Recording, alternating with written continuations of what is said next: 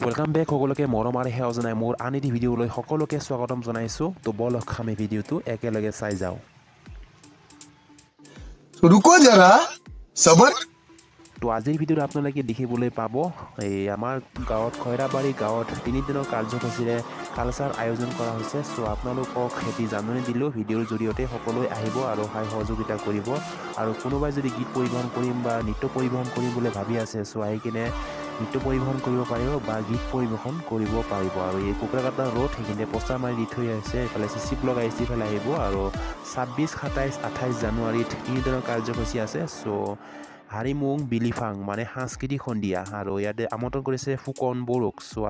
আহিব আপোনালোকে আৰু খৈৰাবাৰী গাঁৱত আহিব ফুকন বড়ো আৰু কোনোবাই যদি গীত পৰিৱেশন কৰিম বা নৃত্য পৰিৱেশন কৰিম বুলি ভাবি আছে চ' আহিব পাৰিব আৰু এয়া কুকুৰাকাটা ঠাই এইখিনিত ইফালেদি যাব আপোনালোকে আৰু